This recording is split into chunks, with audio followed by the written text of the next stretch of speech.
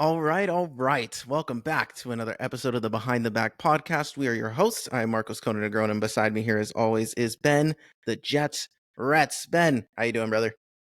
I'm good. How are you, man? I'm doing good. Another, busy week as usual, but we love to get into it. We have a lot of playoff discussion to talk about. So, Yeah.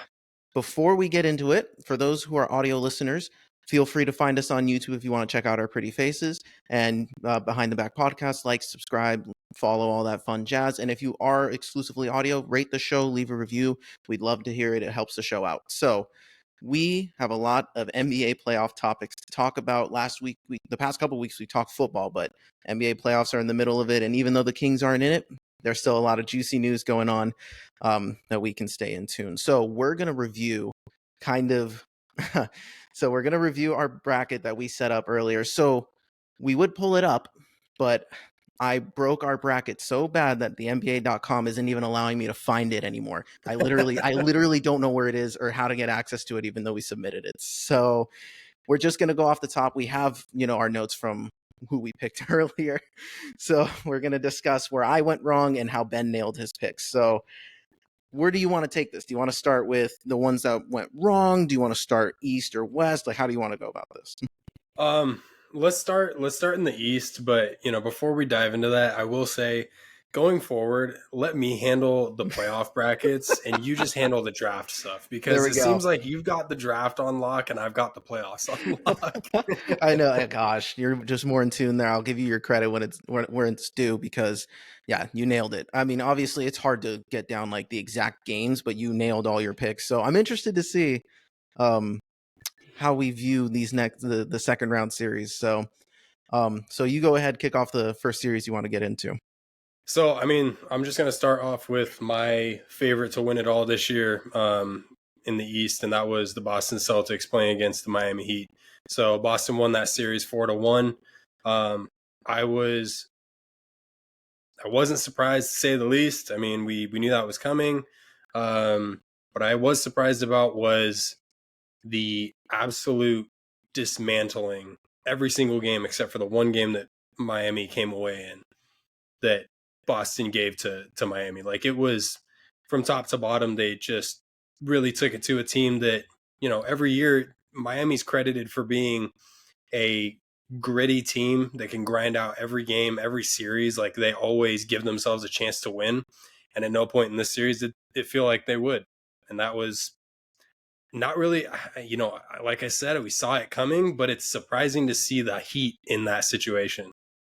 Yeah, and I think, obviously the injury bug with Jimmy and everything slowed them Yeah. down a little bit. And Kristaps Porzingis gets hurt in this series, so that, is something to keep an eye on moving forward. But at the end, it might end up benefiting them given how, who they're matched up against. So, no, it was as expected. It was, but it was really impressive just kind of how ready these guys were. And they didn't seem to miss a beat from the regular season with Derek White doing his thing too, and obviously the big two just kind of shouldering the load as expected. So we'll obviously get into that matchup later, but yeah, definitely not surprising. We hit that one on the nose, getting that one in 5. We knew Miami would just sneak away with one because that's just how it works. Um, but yeah, no, I was pretty impressed with Boston for sure. I have been so impressed with Derek White this year. I mean, he shaved his head and he's a totally new basketball player. It's how it he's works, man. Yeah, he is just he's been amazing for them to say the least. I mean, the numbers that he's given them and even just you know, the impact that he has on the game that doesn't show up on a stat sheet is something that it's similar to like what you would see with Domas and the way he sets screens and does, certain impacts certain aspects of the game that just doesn't show up. And it's, yeah, Boston's really built a hell of a team over there. Like they kept a consistent core and they've figured out the right pieces to put around those guys. So we'll see if this finals run is going to come to any end goal that they actually wanted. So yeah, any final thoughts on that series? On that series, no, it was pretty cut and dry, like straightforward and easy as expected. And it'll be interesting to see if Cleveland gives them a test. Boston won, right? That's what I'm assuming. Yeah. Yeah. Um, but obviously, yeah, and we'll get into that. So yeah, no, good first series for them as expected. So we'll see how that goes for them moving forward. So let's talk about the next series. Let's talk about the one that was a little less controversial, and another one that kind of was expected. The one I actually got right was the Bucks versus Pacers, and obviously the injuries for the Bucks just came at the worst time. Giannis, we thought was going to have a chance to come back in this series, and he didn't show up at all. Dame got hurt in the middle of this series, and despite Bobby Portis and Chris Middleton's best effort, it wasn't enough against a Pacers team that I got to give it to them. They were gritty and have been doing really well despite the somewhat mediocre play from Tyrese Halliburton. Like, I know that he hit the game winner in game 2 or 3, whichever one it was. But outside of that, it's just been kind of Siakam and Turner needing to shoulder the load for this team, and Siakam's been balling out. So in that series, he did a really good job, just like enforcing his will on the Bucks. And without Giannis, it was kind of hard to contend. They were just too fast for them because you have Brook Lopez and Chris Middleton. They can't keep up anymore. Yeah, I mean, Chris Middleton, he can't keep up per se, but he did shoulder the load for the Bucks because he averaged the most points, rebounds, and assists out of the entire series. The next closest, so Chris Middleton averaged 24 points a game during the series. Pascal Siakam was the next closest to him, and that was at 22 points per game. And obviously, there's an age gap there. There's similar skill and similar skill sets between the two guys, but it's tough when you're getting up there in age like that with Chris, and he's battled injuries like throughout his whole career, and then he has to shoulder pretty much an entire team, and really put him in his backpack. It was Pacers are a good team. That was going to be a hard series for them to win. So it was good to see, I guess, our pick, be right there. Yeah, for sure. I mean, sad that was the one that was correct, but Yeah. it happens. So that was the series kind of did go how people expected. Dame kind of made it a series in the first game when he popped off a little bit, or the first 2 games, but the second half he just disappeared, and it wasn't sustainable, and they just didn't have enough firepower to keep up with them. Any final thoughts from this one before we hit the most controversial series in the East? It's not really a final thought on this series, but I'm sorry, but I'm going to need to see more out of Tyrese moving forward. I still really like Tyrese. There's there's always a feeling when a guy leaves the Kings and goes somewhere else where you want him to succeed, but when he talks some smack on his exit, you don't necessarily wish them bad luck or anything like that. But when you see their successes, it hurts a bit. We didn't see much of Tyrese's success other than that, game winner in game 3. So we'll see what he can pull out of his bag in the next series, but nothing left out of this one. Yeah, and that's something we're definitely going to get into here because there's some interesting takes from the first game that they played. So let's move on to the team they're playing right now in the second round, and that was the New York Knicks versus the 76ers series. And I thought with Joel Embiid that despite him being hobbled and tired, I thought he was going to, be enough for this series. And Tyrese Maxey saved them a game with an incredible, 4-point play that was traveled. But, you win some, you lose some with the L2M. That's just how it works. But the Knicks, man, like I'm if there's any team that I believe can give Boston a run for their money, it's the Knicks, and they're one of the teams like in the East that I wasn't anticipating them just locking in the way that they did. And they're a very unconventional team with Tom Thibodeau and how he runs his guys into the ground and just playing them almost all 48 minutes. But it was pretty tough to see. And that series was weird because I forget if it was game 1 or game 2, but they had the 5 when they were when the 76ers were up 5 or 6 points, and they had the collapse with the Tyrese Maxey should have been fouled. Dante hit the tough shot. And yeah, there was some grit in this series. It was definitely an old school series, to say the least. Yeah, it was. I actually really enjoyed watching this series. And the Tyrese Maxey thing, yeah, the travel for sure got missed, but those heroics that he pulled out of his bag in that game were pretty incredible, and especially to do that in the Big Apple like that was impressive. Um, I really thought that they were going to go back to Philly and steal the next game too, rolling off that momentum and take it to 7. But ultimately, yeah, the better team did win in this case. Joel Embiid is the best player in the series, but he just didn't have what it took. And the other, obviously Joel was battling an injury and battling some kind of I don't even know what it was Oh, called, but that's he right. had He had some. the paralysis in his face or whatever that was. I forgot. Yeah, how he was Yeah, going which through was that like a too. whole thing. And that's, there's mental battles, there's physical battles that all these guys go through. To go through it in your first playoff series, of the year, it's like when you go through that kind of a thing, it's going to make the rest of your road tough. And I'm sure that took a mental toll for Joel in this one. But I really got to hand it to Jalen Brunson, man. About to say. I said I said earlier in the season that he's a free throw merchant, and that all he ever is known for is his free throws. Look, he still shot 11 free throws a game in this series, but the dude's a beast. I mean, he averaged like 35 points in this series. Yeah, 35 points per game in the series and 9 assists. That's incredible numbers. Yeah, and to add to that, includes the game that they played um the other day with Indiana in their first game of round 2.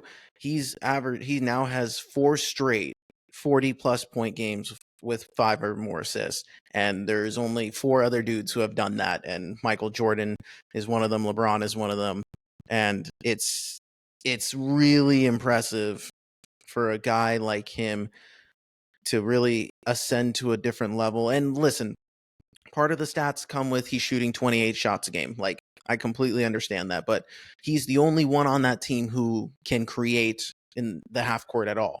And if you watch, Josh Hart and Dante DiVincenzo, they rely on kind of the chaos to get involved. Josh Hart is a fast break guy who's just going to drive and attack whenever he gets a rebound, and Dante's ready to hit a clutch shot. And I think the one thing about the Knicks too that I find that does get, they call them the Nova Knicks, right? But it's very similar to like what we see with Malik and De'Aaron. Sometimes it does get underlooked, just like, or overlooked actually, how like those deep roots that you have playing with dudes since you were, in college, like that freedom that you must feel as a player to know that the guy next to you isn't going to judge you or anything like that because they trust you. I think it's gone a long way for this Knicks team because those 3 are like the engine of this roster. And it's crazy to see the impact that they all have, and they seem to be the driving force for New York. Um, and that's something that I think can carry them through series and will, because their point differential is only zero point 0.7. Everything that they've had in this playoff so far has been hard earned, and they've had to earn every single win that they've gotten. It hasn't come easy. So I think having that connection and Jalen Brunson just being clutch, like in a way that we saw De'Aaron Fox just being clutch last year and every opportunity he got. Um, this was really cool to see, and I think Jalen has put himself in a really nice spot. Yeah, he really has, and I think he found his final landing spot, which is good to see for sure. And I mean, the NBA is a better place when New York is playing better ball. I mean, that's a reality of it. When the Big Apple actually has a decent, half decent team and better, um, it makes for exciting playoff series in the East. Um, it does beg an interesting question because you mentioned the big 3 in New York, or rather, what you would view as the big 3, and that was Dante DiVincenzo, Jalen Brunson, and Josh Hart, right? Mm-hmm. So you just mentioned before that the only team potentially to give Boston a run for their money. My question to you: there's a big 3, technically 4 in Boston, Mm-hmm. but for the sake of this exercise, what I'm going to ask you, I want you to pick between Drew Holiday and Kristaps Porzingis real quick. Oh gosh, I think Drew. I would pick Drew. Okay, so between the Boston Big 3 of Drew Holiday, Jaylen Brown, and Jason Tatum, if you just did a 3-on-3 battle, those three against the New York Big Three, who would you take? I would take Boston, and that's JT and Jalen are too skilled. That's what like, and I know the exercise, it makes sense because like in a vacuum, that big three for New York shouldn't be doing what they're doing to a level that makes more sense for a big three like Boston's. But I think collectively, this is where if I'm, and we're gonna get into this other series too for the West, but like if I'm a team like Sacramento, and one thing that we didn't emphasize, like we were hoping for this year, was like a couple minor moves during the trade deadline, or even major in terms of like getting some new pieces in here.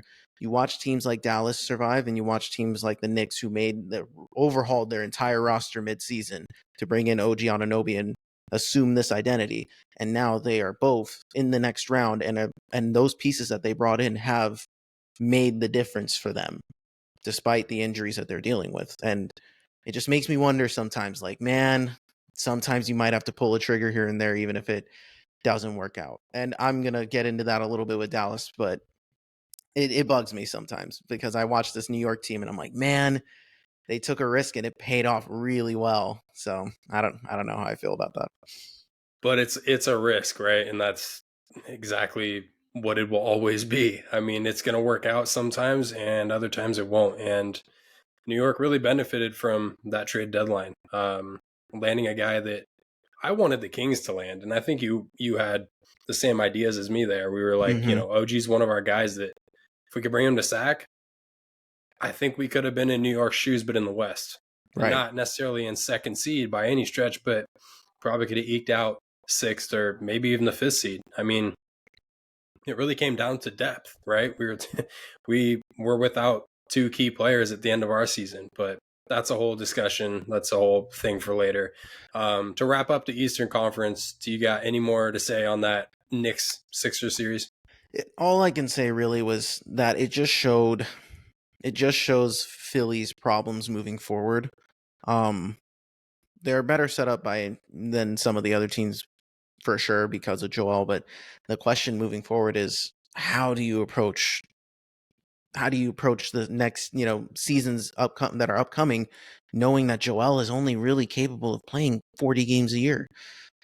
So that's something, that's the big question for me, because I thought Joel was going to be enough, and he did everything he could given everything that he was going through.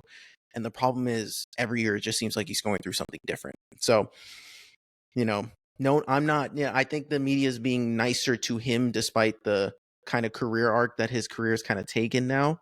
But it's hard to blame this series on him when there was a lot of factors involved. But it was a good series. It was the most fun one in the Eastern Conference that definitely generated the most noise.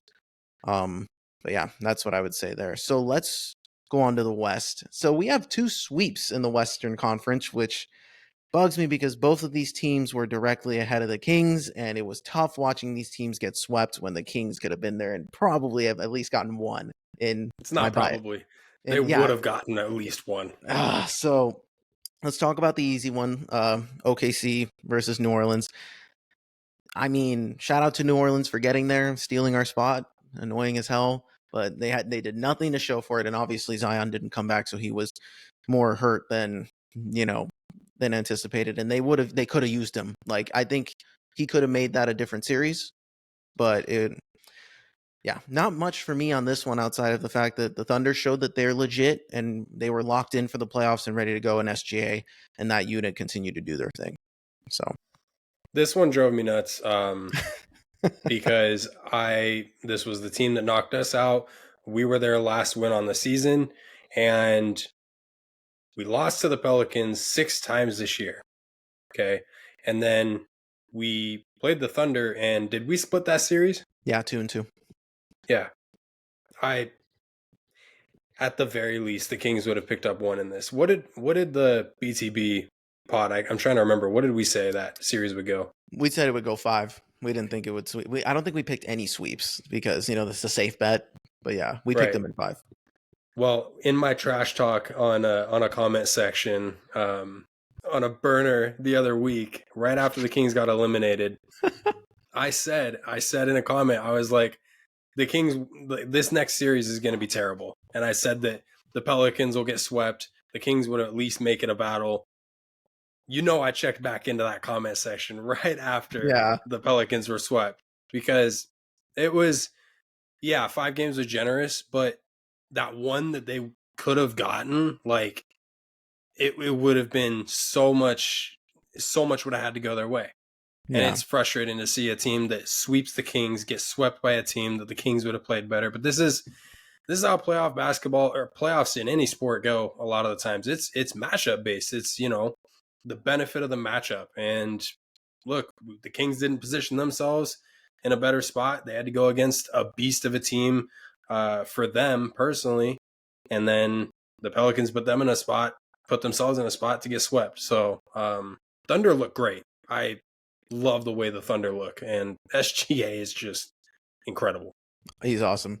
Okay, so let's go to the one that you actually predicted correct to the letter. You had the Lakers and Nuggets, and you had the Lakers winning the Nuggets winning in 5. But this was kind of anticipated. We figured LeBron would get 1. And this series, I'm not gonna lie, was pretty cool. Like, it was a pretty fun series. All the games were pretty close. This had 2 Jamal Murray game winners in it. First one was epic. The second one was the nice nail in the coffin to seal the series. But I mean, Denver just did what Denver does to LA. Matchup based, it was another matchup problem that the Lakers just couldn't get over. And the Lakers looked like they played like the better team for the first, like, every 3 quarters of that series. And then the Nuggets just woke up. Yeah, I saw this insane stat at one point. I don't want to, I'm not even going to say it like perfectly because I don't remember it and I didn't write it down, but there was this crazy thing that got pulled up where the Lakers were leading um, in the game for, like, at that point 130 minutes, Right, and right, right, right. Denver was only leading for, like, I think it was like 12 or 20 minutes or something like that. Throughout the whole And Denver series, was yeah. up, yeah, and Denver was up at that point 3-1. And I was like, that is insane to me. Like, the fact that a team can be behind that long, like that many minutes in a series, and then find a way to win. And that just really was exemplary of the Lakers season, and also shows just how good of a team Denver is. And it looked like they were going into, the second series. We'll talk about that whole thing because they're still not a bad team. This is still a very good team. But they may have run into some trouble in round 2. Yeah, and I think that's something that when you look at it, like, if that statistic of them being behind the majority of the series, it does kind of line up with how they're playing right now, in the sense that they're matched up with the team that, is catching them at the worst possible time there. And we'll talk about it like you mentioned, but the Nuggets were able to survive this, but I think they're running into a match that, like, they're kind of in a bad dream and can't wake up right now. But this was a good series for them to close out when they did, because Jamal still is lingering with the injury. You get the couple days of rest, but all in all, good series for them. And LeBron was the first ball to drop in our next topic here that we'll get into, because it wasn't, and it mainly comes from the West, but it was LeBron kind of started it all here. But let's talk about the other sweep in the West, and that was Minnesota dominating the Phoenix Suns. And I I listen, I said everything going into it that made sense for me to, like, go in the Timberwolves direction. Like, I believe in Anthony Edwards. Like, I like the way this team is built. I thought the experience of Phoenix would come back and, like, kind of show itself against a team like Minnesota, who still had a lot to prove. Um I didn't realize. I mean, I did realize, but, like, my God, is Anthony Edwards that guy? Yeah. like, holy hell, I didn't expect him to be that good. And I know he had, like, 2 games in the series where he had, like, 15 points, but then he erupted for 2 40-pointers. So I'm just like, the man can kind of do it all. And we're gonna get into it because we have some takes, but he's, I mean, at his age, he's the youngest, like, superstar caliber player in these playoffs, and we'll get into that because I have a lot of ages here ready to fire off, but like this dude is on a trajectory to be like that guy. He absolutely is. And I want to put this on the BTB record real quick. Um, there has been a lot of fans around the league comparing Anthony Edwards to Michael Jordan because, I mean, if you put a picture of them side by side, they do look a lot alike. Um, and then obviously their games are very similar. They compare him to Dwayne Wade. Stop comparing, because this is a totally new wave of basketball. This is a new wave of players. And this guy, Anthony Edwards, is just, he's amazing. He really is. I didn't sleep on him by any stretch. I knew he was going to be good. Did I think he'd be this good? No. And I will go on the record and say that. Like, he is just killing it right now. He looks so good playing basketball. Yeah, I mean, right now, and this is through the second series too, like he's averaging 32 points, 7 boards, and 6 assists, and he's shooting 54% from the field and 42% from three. Like this is the embodiment of what they thought they were going to get from Anthony Edwards when they drafted him. And it's nuts. And to give them credit to the rest of the team, because they matched up perfectly with Phoenix, because Rudy Gobert played an awesome series. I thought he was gonna, be kind of a liability, but him, Karl Anthony Towns got back into form, and Jaden McDaniels did just a great job locking him up. And I think the one thing with Minnesota is I think they're showing that they have more depth than we realize, is available for them. Like Naz Reid, Nickeil Alexander-Walker, like those guys have been stepping up in a way that like makes them look even better. And we'll discuss that with their matchup with the Nuggets. But my God, like Phoenix, they're in deep trouble. Like I don't know how else to put it. And we're gonna get to that because I have we have a question and topic talk about it later. But disappointing, considering they had the toughest schedule to finish the stretch and they made the playoffs. Like they were the 6th seed. Like they did their job and then they just folded. And you let a guy like Anthony Edwards, like the young buck, get into the head of Devin Booker, and Durant was having fun with it. I think Durant kind of realized, like, holy crap, like this kid, like, kind of has it in him. But D-Book was trying not to put up with it. But D-Book's kind of like that fake tough guy who like always gets salty, but yet he always gets beaten. So it's like, it's definitely and that was tough. And they're strapped to Bradley Beal. This was a bad look overall for Phoenix. Like, I don't know, how do you feel if you're a Phoenix fan right now?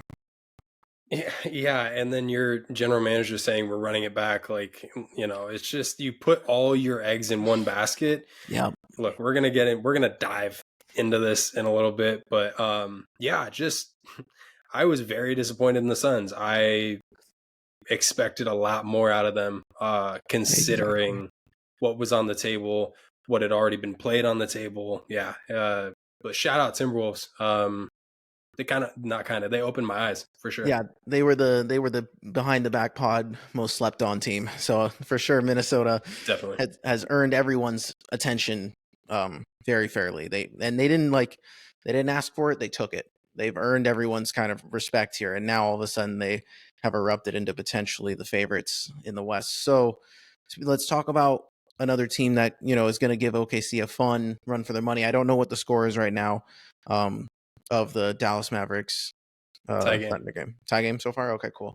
But to get here, the Mavs did beat the Clippers in 6, and Ben got this one correct too. And the main point, kind of like the Bucks, was is Kawhi going to be in the series? Is he going to be involved at all? And he played 2 games, in both of those games that they lost with him on. Paul George did what he could. James Harden had a 1 game eruption, which is all you can really expect from James Harden. The Clippers, sucks for them, and I didn't think they were winning that series either. Luka was able to dominate that series. Luka and Kyrie, I gotta give Kyrie his flowers because he played freaking awesome. But Luka was playing hobbled and sick, and the dude can still drop 35, 10, and 8 like in his sleep. And it's kind of frustrating, but they were also one of those teams who were active at the trade deadline, and Daniel Gafford and PJ Washington played a really big role in their success in this series. And those are the kind of role players that matched up with guys like Luka and Kyrie can elevate them. And they also played some of the best defense in and out of everyone who played in the first round. Um, I don't know what main takeaways you have from this, because the Clippers were on a similar boat, that this was disappointing because, again, anytime the Clippers are mentioned, they're like, if they're healthy, they can be the best in the West, but they never are. So I don't know how you felt about that series. I wasn't surprised. I It's the same story every year with the Clippers. They do well enough in the regular season. Sometimes position themselves perfectly. Other times, they get into some hairy situations and have to battle through it. But ultimately, they just never do enough to win a playoff series or win multiple playoff series. But in this case, one playoff series, and that's surprising looking at the personnel they have. But at the same time, not a deep bench. Coaching leaves a question mark. I'm not saying it's bad coaching. It's just, is it the right coach for the job there? It's hard to tell. There's so many questions with the Clippers, and it's just like Phoenix. It's messy. It's gross. The Mavericks, they played just like they were playing since the All-Star break, though. They brought exactly the same energy that they've been bringing since that All-Star break. And yeah, after game one, they really figured it out. Like the Mavericks dropped game one to the Clippers, and after that, like they figured out game two, game three, they ran away with. Game four was kind of weird. They were in it, they kind of pulled away, and then they blew it right in the last few minutes. And then game five, they ran away with it. When Dallas ran away with it in game five, I Yeah. knew it was going in six. Oh, Like yeah. that was because you saw it in the way those Clippers were carrying themselves on the court and off the court that night. Like knowing that they had to go back to Dallas and play a game there, it's just, and try to win to then make it to a game seven where you've been battling injuries and guys not being available all series long. And it's just going to, well, how many game seven scenarios are we going to have if we do advance where we don't have our guy that we need? Mm-hmm. It's not fun. I would hate to be a Clippers fan, to be honest with you. Yeah, no, and they're not in a good position financially. They got a lot of big decisions to make, and what's going to happen. So, and again, that's something, maybe we'll potentially get into depending on who we choose. But I wanted to, so we went through the first round matchups. I kind of wanted to go through, we're not the only people who've talked about this. It's a pretty well known topic now. But with guys like LeBron out, with guys like Durant, Kawhi, PG, Steph didn't even make the playoffs this year. And we're seeing guys like Anthony Edwards and Jalen Brunson. And it's the NBA is finally it feels like, especially in this playoffs, is finally feeling like a changing of the guard is happening. Like all the old heads who have dominated the league and have been involved in every single finals for the past decade and a half are no longer involved in the playoffs at all. And then Jimmy Butler's gone, Giannis is gone, Joel is gone. Everybody who's right there, the oldest superstar caliber player who has had playoff success is Kyrie Irving, and he's 32 years old. Like, that's insane. And I want to shout out the older fellows who did this for the longest time, because they kind of broke a barrier that even the 90s players couldn't, right? Like Jordan retired for 3 years and he played his final playoff series at 35. Kobe played his final playoff series at age 32. Like LeBron he played a playoff series at 39 years old. Steph didn't Yeah. make it, but he was in the play-in. KD is 35, Paul George 34, James Harden 34, Russell Westbrook 35. Like all these guys are kind of reaching their rope here. And it's crazy to kind of see, because now it's the age of the 22, because Anthony Edwards kind of sets the bar. He's 22 years old. Nuts. To about that 29 range, Jokic is the, remaining MVP, who's 29 years old. You got Jason Tatum, who's 26, Jaylen Brown's 27, Brunson's 27. Like the stars in this playoffs are like, they're the new guard. Like they're going to be the faces that we see in the playoffs for the next decade, or at least half decade at best, like at worst. So I don't know how you feel. Like, do you have you been enjoying the fact that none of the kind of older stars are involved in the playoffs anymore? I don't think enjoying is like the right word to use. I think it's been a breath of fresh air because we've seen these guys for years now, and nothing but respect to every single one of them. You just talked about all the ages, that they're still playing and having an impact on the court at versus the 90s. Shout out to sports medicine, like where we're at today. That That too. has an enormous amount to do with why these guys are able to still play ball. Also, the fact that LeBron James can put $10 million a year into his body is exemplary of why he's out there on the court. But um, it is a breath of fresh air to see this younger generation who, look, we've seen them for a few years now where we're like, they're coming. Like they're right around the corner. They're playing the big guys now. Oh, they lost the playoff series, and it's still the old heads who have got that upper edge. But seeing them get weaned out now, I do kind of like it. It's not, and I like it because it's new, it's different, and it's what I've looked forward to. Yeah, this is kind of the first time in my lifetime of watching the NBA where that kind of changing of the guard has really happened. Um, because like even when like guys like Kobe left, like in reality, I mean, I wasn't in tune with the NBA during his time in the '90s with Shaq. So the real guy that I came into the league kind of knowing was LeBron, and that was his timeline has been the generation that I followed the most since getting in tune with the NBA. So it's been interesting to see this kind of happen right before our eyes, and um, I'm excited for the future because they're the refereeing now, the style of play that we've been getting for the past 2 months, if that stays consistent throughout, moving forward with the level of aggressiveness and everything like that, I'm totally on board. I think people are, it was getting a little too like, oh, ticky tack or star oriented where defense wasn't really making a name. And now I think people like the grittiness. I think people like the contested. I know it's tougher to kind of get a feel for what really is a foul and what's not, and obviously that's still a work in progress, but I'm liking the direction that we're heading.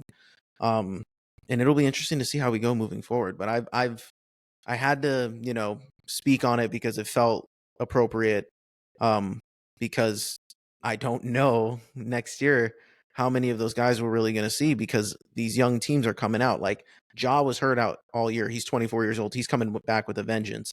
And we got the Houston team. We got the Kings. Like there's going to be a change. Teams are going to fall and teams are going to rise. Like it's going to be a very interesting dilemma to see who goes where next year for sure. Uh, Wemby, I Oh just yeah, good point. That too. The Wemby is Spurs. going the second that they get, and it's probably going to happen this offseason. So NBA fans, brace yourselves because the second they get another star alongside Wemby, yeah, the league's in some trouble. Yeah. So that's the thing. Like we have so many impactful guys now that are at a young age, and the game has changed so much, right? Like everyone who's younger has so much more access to try and have the tools to succeed. So you got all these young kids who are ballers, like by the time they hit sixth grade, and it's like a completely different sport. So um it's definitely interesting to see just how good these guys are right out of the gate, and it makes me excited moving forward to see who's going to be the face. And I didn't even mention guys like Luca too. Like he's only 25 years old too, and he's been doing that too. So um, it really is going to be interesting to see who is going to end up being the next. Who's going to make it for as long as some of these old stars have that we've been able to see. Yeah, I definitely agree with that. A question I just kind of thought about that I want to shoot towards you Hmm. is, we see so much talent in the NBA now on a night to night basis, not just from the star level, but even just the role players. We talked about Derek White in Boston, right? Right. Guys all over the league. Do you think, is it safe to say, because this is kind of how I feel, is it safe to say there's more talent in the NBA now than there was 20 years ago? Like just overall.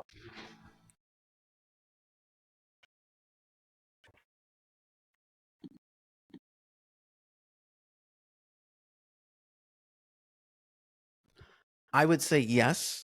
Um, and again, I think it's just because the way the game has changed and the access that a lot of these young kids are able to have at their age. Um, Obviously, it still takes a completely different level of skill to make it into the NBA. But I think so many guys now are just so good. And the talent pool in the NBA is insane. Where there's a point where you could look at a bunch of these teams, and there are at least 10 dudes deep who can make an impact in a game that matters the most. Um, I don't think they're like for the Kings example, like a guy like Keon. There's just like I don't know if there would have been he probably would have been more likely to make it in the NBA with his style of play in like the 90s in terms of just like his ability. Um, but with the way the NBA is now, if you can't do everything, you don't really have a role. Like if you're a specialist, it's really hard to find a role that is extended. So I think that's where Yeah, the difference lies. it's a great point because like a guy like Dennis Rodman, who was just a defensive, but especially a rebound specialist, like if he didn't have it on the offensive end in today's game, you wouldn't even get that shot. Right. So that's a really good point. I agree with you 100%. No, that was a great question. It's a good thought because that just shows how much the game's changed. It's very interesting. Okay, so let's move on to what we thought. So we went through the first rounds. We talked about the new guard here. Let's talk about kind of the fallout of for the losers of the first round. Um, let's start with the East. Out of the losers, so we got Miami, we got Milwaukee, we got Philly. Um, who and Orlando? Who do you think? Um, like who's in the most trouble going into the offseason, in your opinion? Like who do you think um is is gonna be in a tough spot going into the offseason? Teams in the East aren't in nearly as bad situations as the two that we're going to bring up in the West in a little bit here. But honestly, if I had to pick one, it's that Sixers squad because you gotta look at Joel Embiid's availability. You gotta look at now you've got a guy in Tyrese Maxey who has proved he can be an absolute star when your team needs him most. And he's still young. I don't know his age off the top of my Oh yeah, head. he's I still think early 20s. yeah, I think he's 23 or 24. Mhm. But he like Joel he's getting older. He's already been battling injuries throughout his whole career. And the centers in this league are asked to do so much on a night to night basis. And you got to keep up with an 82 game season, but also these tough playoff scenarios where you're going against some of the toughest competition that the top 8 spots in your conference. And it's hard to see the Sixers sustaining success moving forward with the same build that they have going on now. And that's do I think they're getting rid of Embiid? No, not by any stretch. But they're in a tough spot because they need to figure something out. They need to is it take pressure off Joel Embiid? Do they need to get another star like Jimmy back in there? Like Right. they've got a big hole to fill if you want to keep Joel Embiid on the floor for more than 40 games. That's my opinion. No, and I agree with you. I think that, and I'm going to go into mine in a second here because I do have a different team. But for Philly, I know Daryl Morey came out and said that it's literally Embiid and Maxi. Everyone else is either available or they're going to figure out a different situation for them. They're retooling this roster. And I think so long as you have Joel and Maxi, you can do that. And they also do have the cap flexibility somehow this year. They have about 60 million to play with to start. Um, so they can unload some of those big contracts like Tobias Harris. They can figure out something to do with Kelly Oubre and Buddy Hield. Like I think that there's a little bit more movement for them. And I think Tyrese and Joel are actually a really good combo together. I think they enjoy playing well together. I think they complement each other a lot better than Harden and Embiid ever did. Oh yeah. So that's where I see that. But I think my team, for me, the one that kind of gives me the worst vibe is the Bucks. I think the Bucks obviously are a perennial contender every year when you have Giannis, and this whole season was banking on the Dame trade working out, and then midway through the season when you're playing really well and have the league's best record or second best record, you fire your coach because there seemed to be a difference in opinion between the front office and the head coach. It wasn't even with the players. And then they bring in Doc Rivers, who completely killed the culture, and that can't be ignored. Like they got worse defensively. They kind of never really found a rhythm offensively, and Doc was just too busy crapping on everybody in the facility, saying we're not doing. You're going after the bus boys and the people on the who come with you on the flights and stuff. Like when you're blaming everyone else around you, what kind of culture are you creating? And it worries me because they could just take the L and send Dame somewhere like Miami, who really wants him, but they extended Giannis, so good for him. But the whole point was to keep Giannis happy. If you wanted to extend your window as a championship team here in Milwaukee, and Giannis is in the prime of his career, he's still 29.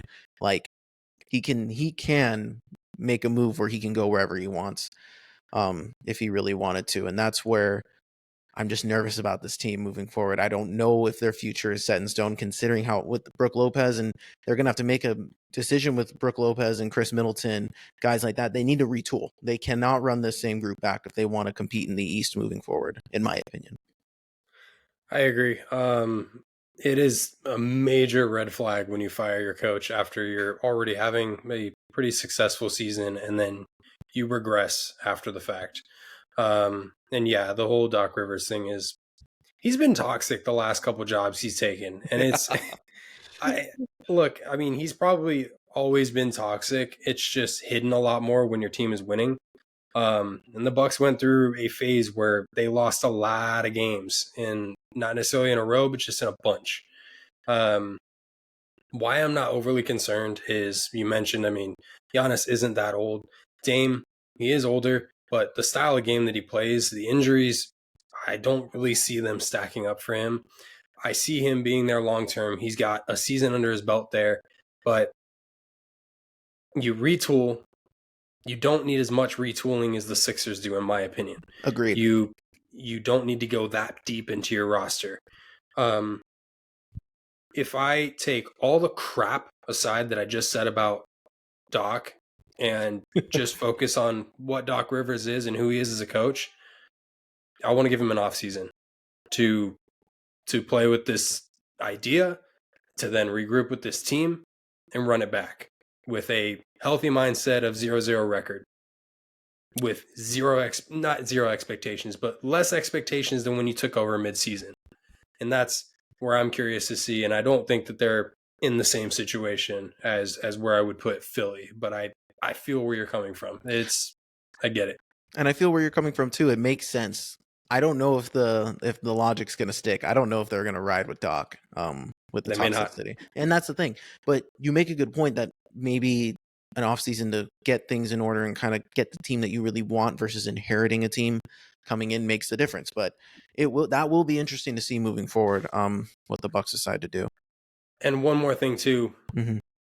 The Bucks have won their championship. Not that they were only ever going to win one championship, but they have a championship in the last 5 years versus 76ers who don't. They don't have a second. They don't have a Eastern Conference Finals. Right. And so that's why it's a deeper boat, because it's the same damn Sixers squad that's been trying for the same goal for so many years and haven't gotten there. The Bucks have gotten there. Yeah. It's just a matter of getting back there, right? And then doing the same thing again. But it's not as like, I guess I want to say it's less pressure, but in a way it kind of is. So yeah, that's kind of where my decision was based. No, and as someone who dabbles with being a Philly fan, I understand that the pressure of playing in Philadelphia is much more intense and immense when you're playing there. And you're right, because you mentioned that the Bucks won their title. 76ers haven't made it past the second round, and you have had a MVP on your roster. Like, that's not supposed to happen. So I've listened to some Philadelphia podcasts who talked about the Sixers, and they are extremely disappointed. Not even with Embiid entirely, but like especially this season, given how he finished and what he was going through. But like just with the team building in general, they do need to figure some things out if they want to extend Joel's career. They have to treat him like he's 34 years old and not 30 because of how he gets Yeah, hurt. So exactly. all right, so let's go into the West. I think you and I have two options, so you can fire off who in the West you think is in trouble. I wouldn't even say the most trouble because I think these two are kind of in a similar boat. It's OKC for me. They're in such deep crap right now. Like, no. So I'll just say mine. Like, it's the Suns. That's you put all your eggs in one basket this year. You can kind of say it last year too, but really this year, you have almost zero draft picks that you actually own in the next like 4 or 5 years. Like up to like 2029 or something, I think they might have one first round pick. I haven't looked at the whole thing, but they don't have a lot. They No, don't have much to bank on for future. And you look at the age of Kevin Durant, even Devin Booker, who's starting to get up there. I think he's what, 29, 28? something like that. Yeah. And Bradley Beal, who he stayed on the court more this year than I thought he would. And I hate to say that, but it's also another question going into next year. This year didn't prove anything to me. It proved that, yeah, he still battles with injuries. And that's something you got to keep in mind. And now you've got to consider the injuries that KD has suffered and also Devin Booker, and then the lack of personnel sitting behind them. Like, it's messy in Phoenix, and it's interesting because 2 years ago I would have told you they've got like a super bright future because they're finally starting to put some damn pieces around Book, but it's gone. It's a mess. Yeah, and it would be hypocritical of me to praise teams for making moves and we've talked about, it's risks, right? It took a risk building a super team like this, and you put Bradley Beal on a no trade clause and you're just kind of hampered because you'd like to run it back with at least Devin and KD and try to build there, but now you're stuck. Yep. And there's not much they can do. They're in a really tough spot, and it'll be interesting to see how they kind of retool with whoever's going to be on the veteran minimum on the bench next year. But they really need to find an identity, and I don't know if those guys can stay healthy enough to make it last. They're at their peak. They are consistent enough to win a series and, explode. Devin Booker can explode for 50-point games. Durant can at least hit 35 on his good nights now. But Beal, his play was middling at best this year, and it'll be interesting to see if they can figure something out next year. So, yeah, no, I agree with you 100% that Phoenix is in a terrible, terrible spot. The other team I would put in that terrible, terrible spot would be the Clippers. And the injuries, they're going to lose Paul George in free agency this year, which isn't the worst thing because, you're going to pay Paul George again to be hurt. Like he was dealing with injuries as well. So you're stuck in this scenario. You're stuck with a guy in James Harden who is a known playoff choker who isn't really great for team morale, even though they had that nice stretch in the regular season. But it all kind of, like, that guy was non-existent in the playoff series, and Kawhi keep getting hurt. They have some young pieces, like Terrence Mann is a baller. Like I like what he does for that team. Zubac is good. They're looking for an extension for him. And you got Norman Powell, but they gotta figure something out. And they're about to move into a nice, beautiful new grand spanking arena away from the Lakers. And I don't know what they're gonna have to show for it. And I don't know who's gonna be on their roster when they do. And it's hard because they probably will pay Kawhi to keep that at least one superstar level guy there. So it's gonna be interesting to see like what they do moving forward because they're kind of hamstrung with their finances as well. Like even if they offload Paul George, there's still moves that I don't know if they're going to be able to make. Yeah, and I would agree with you right now. The guy to, like, if you were going to take one of those three guys and keep him, it's Kawhi. But all three of those guys come with like a major issue one way or another. And Right. the availability of Kawhi is only going to go down. and it's already bad. And that's concerning, especially like, let's think of it from this perspective. What if they decide to rebuild, but they decide to keep Kawhi, who won't want to be a part of a rebuild process? But let's say they're like, Kawhi, like, we got this new arena, and we'll get you any car you ever want. Like, they spice up the deal, okay? And he stays in LA with the Clippers, and he's a part of a rebuild. It's not easy to be a leader when you can't even share the floor with those guys for more than like 50 games Right. at most. And that's what does that also do to your locker room too, with guys who are looking at a leader like this, like, wow, I'm on a team with Kawhi Leonard. Like, this is awesome. No, it's not awesome because he doesn't show up to half the games. Oh, because he doesn't even show up to the locker room half the time. Like, Yep. even to the training camps and stuff. Like, they're in a really weird, bad spot. And it's like neck and neck between who wants to be worse. Like, is it Phoenix? Is it the Clippers? And I mean, this offseason will probably be pretty telling as to who decides to take the higher road and maybe, I don't know. I just don't see a way that you can fix these teams right now. Right. And obviously, it's not our jobs and they're going to figure something No. out as best as they can. But it's tough to see a road for them where they're going to survive the next wave of teams that are coming. And obviously, we're going to talk Sacramento's offseason and where nothing's ever perfect. But like from these teams, like they're in a bad spot. Arguably the worst in the conference. So it'll be interesting to see moving forward. But that was good. I wanted to get our takes on that. So let's talk about round two. Let's finish off our combo. Just kind of going through some of these series here. So let's start with the main attraction, the one that's already 2 games in, because I don't understand how playoff scheduling goes and how teams can be ahead. It's just a weird thing. But we'll start with Denver and Minnesota. So I gotta give a shout out here to Mama Ruth, who texted me midway through yesterday's game, and she said Denver looks like the Warriors when they play the Kings in terms of how they looked in the in terms of the Wolves are just faster, getting in their grill, getting in their heads, and making them look mortal. Like, you're watching Murray get pissed off. He just lost $100,000 for throwing a heating pad on the court. He could have gotten suspended. I don't understand. Apparently in situations past like this, had the refs saw him throw it, because they didn't see him throw the heating pad. He was on the bench. He threw it up. It didn't even land on the court until a second, but they didn't notice it until the ensuing possession. Like, they said, had he saw that, the ref said, had he saw that, he would have ejected him, but they didn't. So, which is weird because we have replay. So I don't understand what that's all about. But the Nuggets, like, it's irresponsible to say that the series is over because, let's face it, the Kings beat the Warriors in 2 games. They won the first 2 matchups during their series, and then the experience ended up catching up to them. But the Wolves have punched the Nuggets in the mouth.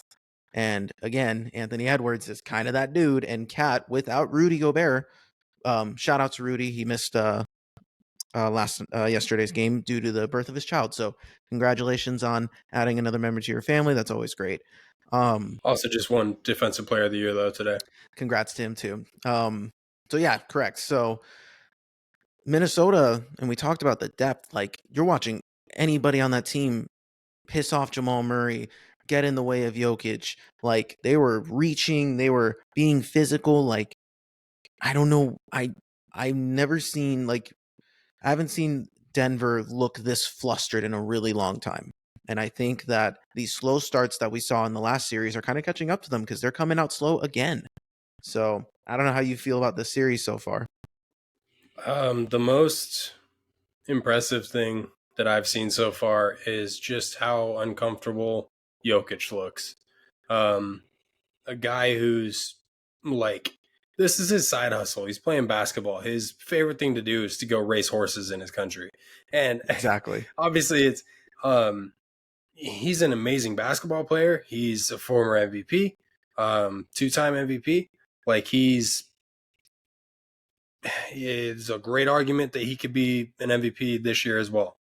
To make him feel uncomfortable 2 games in a row at his house and to force him into making plays that you normally don't see Jokic making, not in a good way. It's concerning. And I think Denver wins one in Minnesota here. Mm-hmm. And I'm going to say it on the record, like, I'm still thinking about how this series is going to end, and I'm not sure if we're going to make that call. We'll talk about that here in a sec. But Mm-hmm. I think Denver splits this series at Minnesota, takes it back home, and it's 3-1. You don't ever want to be down 3-1.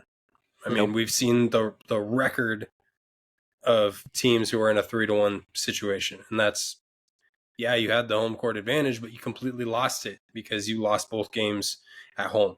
So to get that back is going to take even more effort.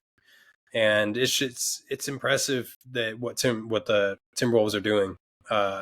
They've figured out a way to beat Joker and Murray and completely take them out of their normal game. And Yeah. going to be interesting.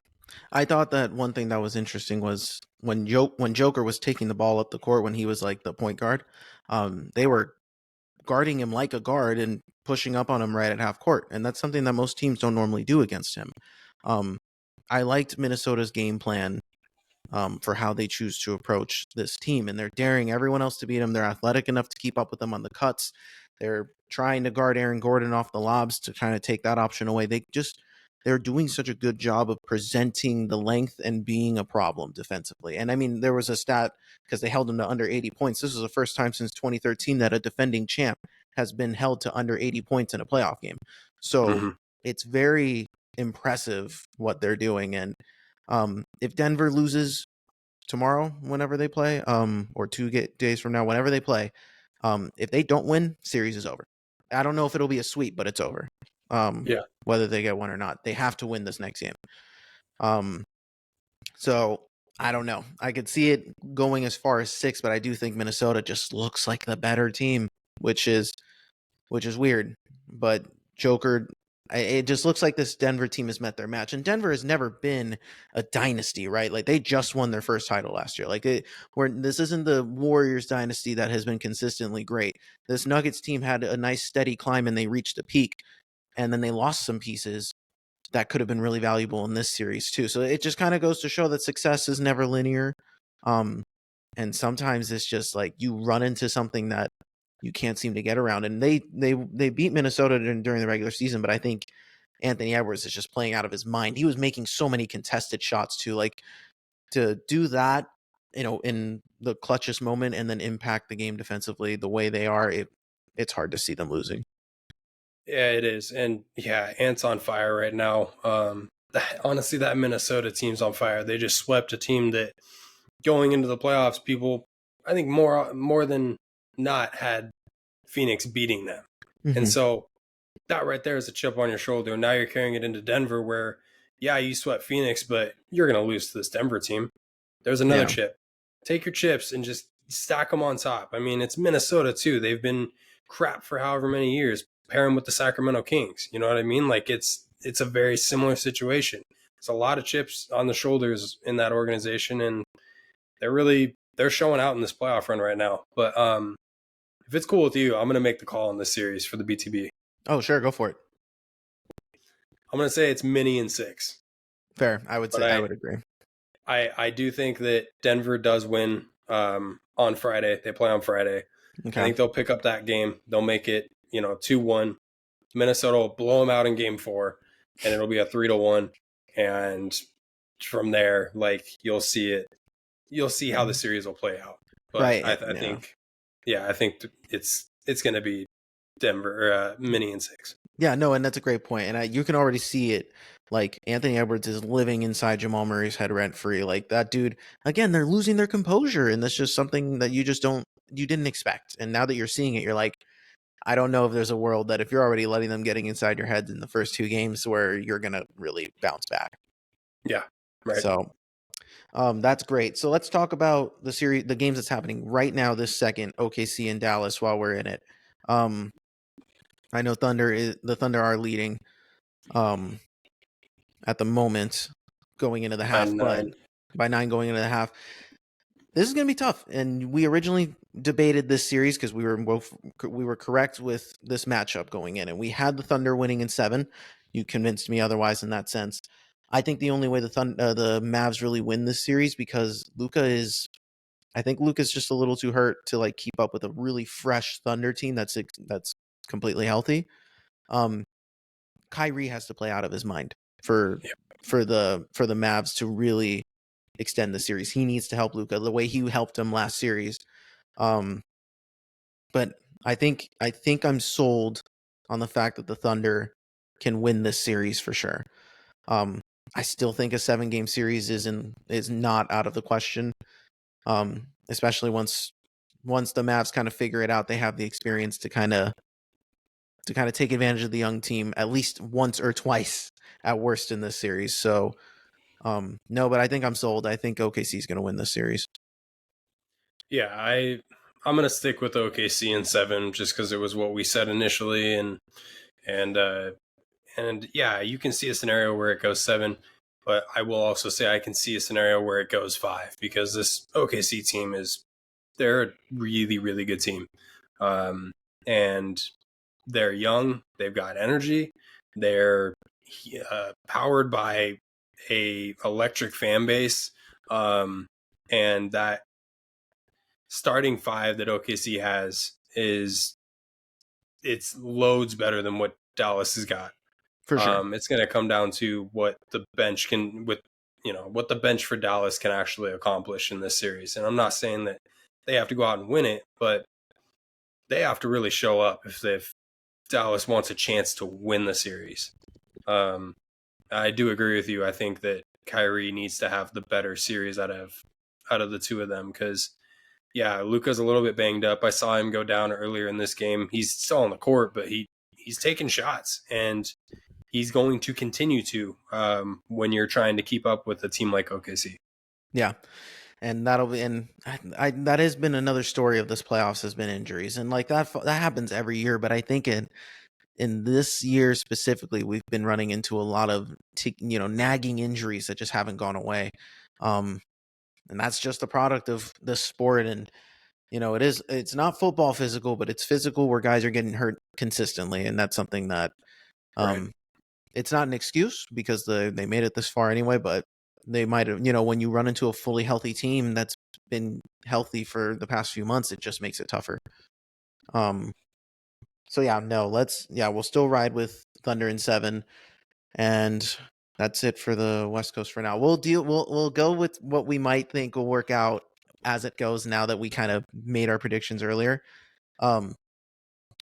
So I'm excited to see, it'll be interesting if the Thunder do win. It'll be a very interesting perspective on like historically on whether Minnesota or OKC, like if that's the matchup, whomever makes it is going to be on making history in a sense of like just from the inexperience that both of these teams have, the fact that they advance that far is just rare. It doesn't happen that often. So it'll definitely be interesting to see if that ends up being the matchup. Yeah, I agree. So I want to look at the Eastern Conference, and specifically I want to talk about the Pacers against the Knicks. Now, Marcos, we have a guy near and dear to our heart, former Sacramento King Tyrese Halliburton. We love him. We want to see him succeed, but at the same time, we don't because former King who you talked a little bit of crap on is anyway. It's a whole thing, right? Right, whole thing. He was a 94 overall in 2K, which was our favorite game for years. He's obviously going to carry this team to another series victory, right? Well, that's a hard question to answer because he didn't carry them at all in the first series. No, But not at all. yeah, and listen, last night's game, banger. It was awesome. Like so fun to watch. Like incredible highlights, super cool dunks, controversy for are the refs, rigging it for New York. the Indiana Pacers put themselves in a position to lose game one. They were in control they had opportunities to take control of that game. Your 94 overall superstar point guard should not take one shot in total in the entire second half. Like, superstars don't do that. What he ended up with 6 total points, 8 assists. He had like 3 or 4 turnovers, and including one at the end where he like rolled his ankle and like tripped over himself. Like, I was surprised that the Pacers gave Indiana kind of a run for their money, and it also gave me a little bit more of like okay, this is going to be a closer series than anticipated. Mm-hmm. The Pacers stand no chance if Tyrese continues to play this way. And Agreed. I don't think that's a hot take. I think this is a guy who was going into the in-season tournament was a potential second or first team All-NBA guy in the East. And everyone was totally glazing him and really excited about it. They're like, Tyrese is the next like big point guard. And now he's literally regressed into like a true point guard. Like pass first, like almost like Rajon Rondo style, only without the defensive aggressiveness. It's to the point where like TJ McConnell is the better point guard in the series right now, in my Right now, opinion. Yeah, I like, agree. and again, shout out to the Knicks. They held it down and they survived. And Brunson hits a tough shots. Josh Hart made big plays, like playing all 48 minutes. Dante hit another shot. Like, that's how it goes in New York. That's how it's been going this whole playoff.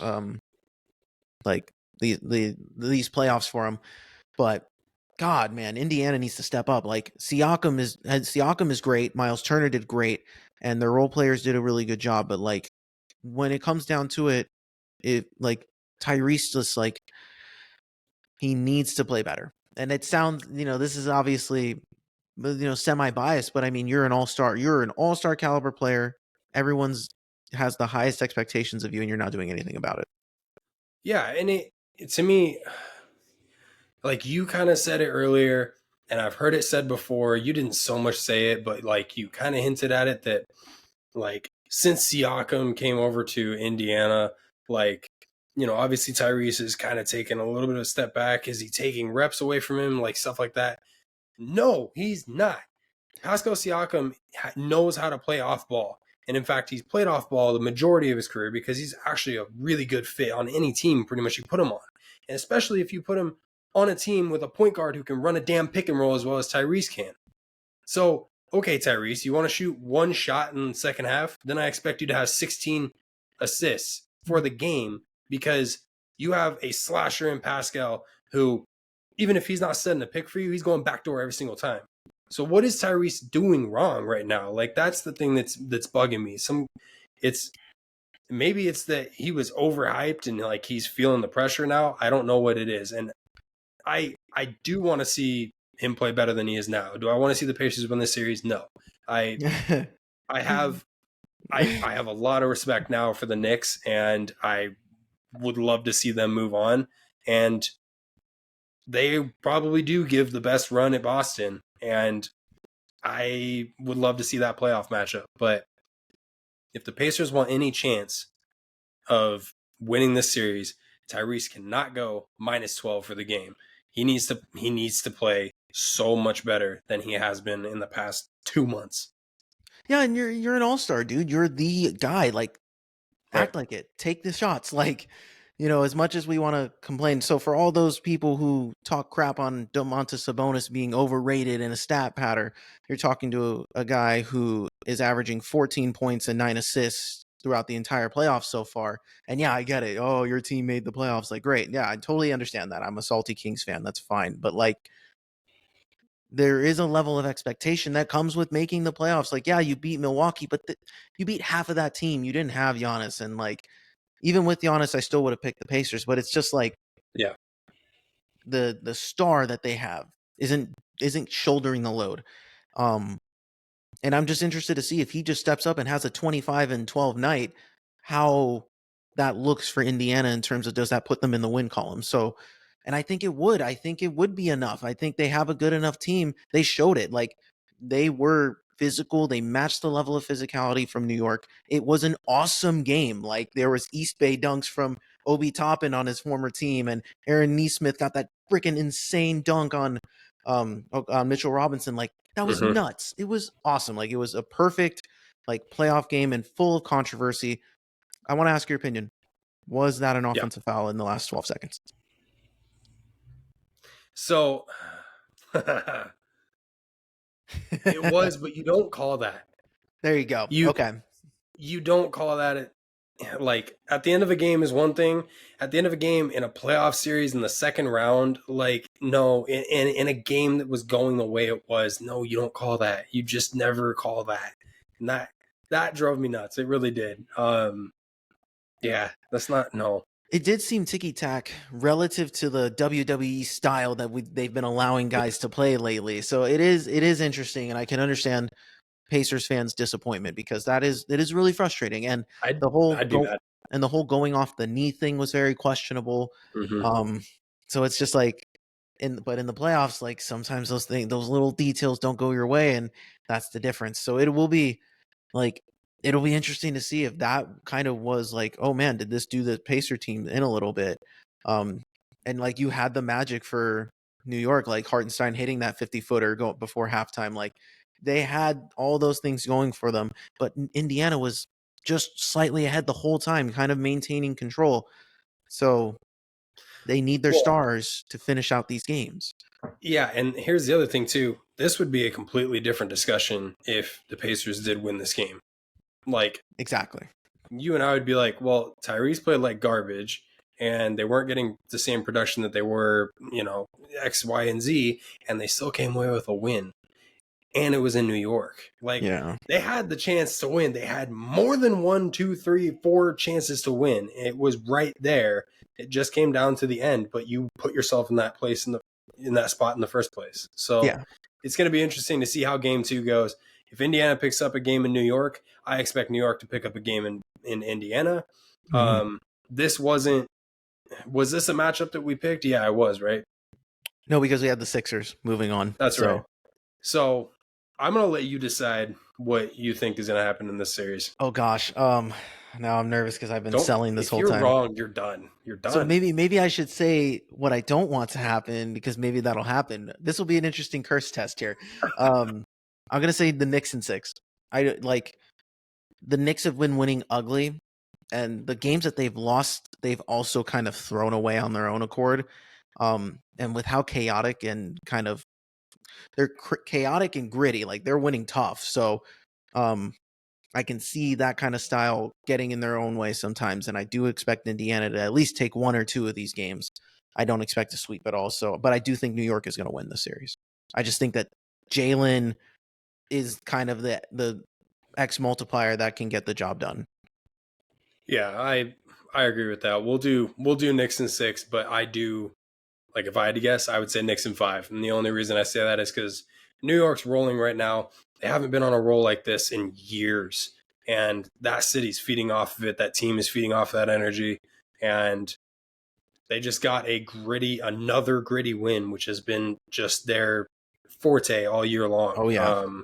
And they put themselves in the second seed in the East. Like, yeah, it's honestly a dream scenario for the Knicks and their fans, especially right now. Be interesting to see if they can get out of there in 5 games and you know and get. I don't know. I don't know if Boston's going to sweep. If Boston sweeps, then they don't have the rest advantage. But if you can somehow get a rest advantage against Boston going into that first game, that could be huge, huge. Yeah, so let's talk about Boston and Cleveland. I totally forgot, like, going through this conversation, we forgot to mention the Orlando Cleveland I series. just remember that. Yeah, Sorry to all those fans, because we love that series. That was a great freaking it was. series. Speaking of young talent, Paulo Banchero absolutely showed Wow. out. So definitely one of those guys in the future of the league. And we apologize, we totally missed it. But let's talk about the Cavs and Celtics here.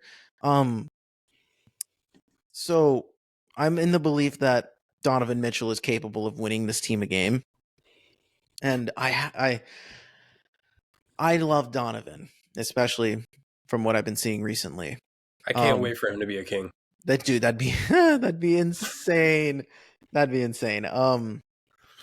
and I understand why people would view that weirdly, but Donovan Mitchell is the best player on a team. I think he's kind of over it, and I had this discussion with Danielle, who's the lady at my the coffee shop lady at my work. We have discussions about this all the time. Um, but she mentioned this fact. She was like, I think Donovan Mitchell's just like over being the guy. Like he's been the number one option on every team he's been on every single season, and it's never enough. And he never has the level of help uh, that some of these guys have. Like Darius Garland is awesome, but Darius Garland kind of is inconsistent with Donovan, and is that Donovan's fault? I'm not sure, but Evan Mobley is still a work in progress. He's awesome, but he's still a work in progress. And then Jared Allen's a defensive guy, so it's like Cleveland did the right things in team building. I just don't think it doesn't work still. And Donovan alone will get them a win. I mean, hell, he was kind of okay during the first 4 or 5 games of the series, and then he exploded when it mattered the most in the last two. Bro had all the points in the fourth quarter for that team in game six. Yeah. Unbelievable. Like, that's why Donovan Mitchell would be so good on a team that features players that can take over, kind of like him. Him and Fox, I think, for our boy Liebert said he'd just be two ball dominant if he played with Foxy. I disagree. I think against New Orleans, we clearly saw that Fox was desperately begging for someone to help him. And a guy like Donovan Mitchell would be able to accommodate him in that kind of scenario. And no one would be able to stay in front of them if those two were linked up. Obviously a hypothetical what if scenario. But Donovan, man, he'll get them a win or two. But Celtics, I just think they just pose too many problems for Cleveland. This is the Celtics year. I mean, this is their best shot at it that they've had with this core yet. And yeah, it was interesting. I was watching a little bit of the end of that first game, Cleveland against Boston, and I was looking at Donovan was on the bench early to start the fourth. He ended up coming back in the game, but they were already down like 20, if not more at that point. And I'm looking at Donovan, and I didn't think anything of what, was just mentioned, but I was thinking, like, here's Donovan once again in another situation where he's made the playoffs, and yes, he's got to be that guy to go and at least try and get a win or two here and there, and then you bank on your team following through the rest of the way, because it's so hard to carry your team through an entire series, let alone two. And yeah, it's interesting to hear that side of it. Like, he has been the number one option like all along, and I almost saw it on his face when they were down in this one. Like, he looks defeated at the moment, and maybe it was just obviously in the game he's down a whole bunch of points, but it's got to beg, you got to beg the question, like, you're down this much in game one against Boston. It could only be a 4-game series, and it could be a long 4-game series for Donovan, and that kind of sucks. It'll be interesting if it is a 4-game. What does his future look like? Right. That's the topic of conversation. He'll be a hotly talked about name once the series is over, because there's no, like, I think he's liked what Cleveland has tried to do, but they lost to New York last year in a pretty disappointing fashion. And then if you get swept or even losing 5 to kind of disappointingly to Boston, man, I'm looking at the West Coast. Hey, LA, you want a number one option? Like, he's going to be available. It'll be very interesting to see who makes a push for Donovan Mitchell and kind of how it happens. Like, who is it, like a sign and trade? Like, I don't know how it's going to happen for him. So that will be the interesting storyline for that. So Celtics what do you think? I'm going to say Celtics in 4. I don't think Donovan has it in him to even get one in this one. That's fair. We'll give it Celtics in 4. So any final thoughts that you have going into this? Oh, you mentioned something earlier, Kings related to me before we got on the pod, involving Vivek. Do you want to drop that as a final thought? So just a little thing for any of the Kings fans who are listening. We appreciate you listening. I know it's our off season, but let me finish off on a little bit of what it could be a high note. So I was scrolling through social media today. I follow Vivek Ranadive on Instagram. He posted a picture of a lot of the Kings front office, like Mike Brown, Alvin Gentry was there. He was Vivek himself was there. Numerous other guys, along with two of our guys, Keegan Murray and Malik Monk, at a golf course. So Woo. they were hanging out today. Is it contract related? Probably not. But what it is it's showing Malik, you matter as a Sacramento King. We enjoy you as a Sacramento King. Things like this are what need to happen if you want to retain a guy like Malik, because you don't have the money to, obviously, to talk that talk, right? Like some of these other big hitters do, like Orlando and San Antonio going into this offseason. So to build a little bit of like, Malik, we love you. Malik, we want to give you a little bit more here. This could be something, just something to keep your eye on. Yeah, no, and that's always a good thing to hear. When you got a guy like Malik, and like you mentioned, we won't be able to pay him top dollar. You kind of have to do these things that kind of go under the radar to just show him like, hey, your family, we love you. We want you here. And again, I know the organization will respect whatever decision he makes. I know his teammates will. But that's definitely something we got to look forward to. Yeah, for sure. So just to kind of wrap it up, like final take wise, I love playoff basketball. Like, it is one of my favorite things to watch, to keep up with. And how these series get broken down, how everything ends. It's been a blast to watch so far, and it's only going to get better. So I'm just stoked to keep following along with it.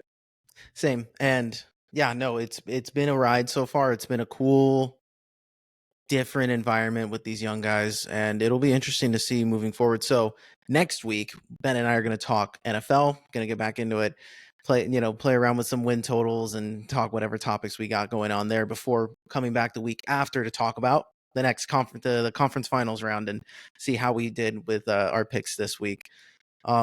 So yeah, with that being said, this was episode 41 of the Behind the Back podcast. You can hit us up at behindthebackpod13@gmail.com. Hit us up on any of our social medias, Instagram, TikTok, Twitter, X, Facebook, Behind the Back podcast, all that fun jazz. And for all of those who want audio, want to check us out on video, come find us on YouTube, give us a like, subscribe, and follow. And for those audio listeners out there, rate, review the show. We love it. It helps us out a ton as we grow. So with that being said, I'm Marcos Conan Negron. Beside me here, as always, is Benny the Jet. All right, y'all. We love y'all. We'll talk to you next week. Peace. Peace.